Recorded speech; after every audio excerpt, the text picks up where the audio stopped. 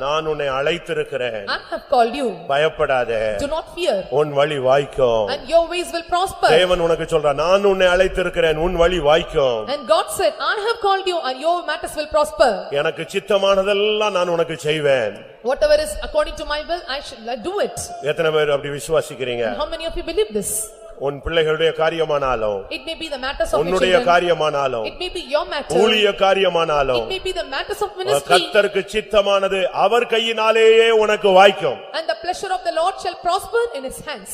இன்றைக்கும் என்றைக்கும் அனுப்பப்படுகிற வசனங்கள் வெறுமையாய் திரும்பாது. And today and forever and whatever the word sent by God will never return in void. உன்னை நம்ப பண்ணின வசனம் நிச்சயமாய் நிறைவேறும். And the words that make you to trust in and will be surely prospered. கர்த்தர் வாய்க்க பண்ணினாரோ என்று மௌனமாயிரு.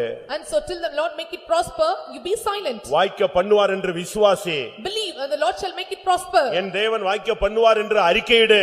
Confess and the Lord shall make it prosper in my life. நிச்சயமாய் கர்த்தர் உனக்கு வாய்க்க பண்ணுவார். And surely the Lord shall make it prosper in your life. தேவன் எனக்கு வாய்க்க பண்ண வேண்டும் என்று விரும்புகிறவர்கள் தேவனை நோக்கி பாருங்கள். And they that believe and the Lord must make it prosper, you look unto God. கர்த்தர் இன்னைக்கு உனக்கு வாய்க்க பண்ணுவேன் என்ற வார்த்தையோடு தான் வந்திருக்கிறார். And so the Lord came to this place and with the word saying that I will make all the matters prosper. இதுவரை வாய்க்காதது இனிமேல் வாய்க்கும்.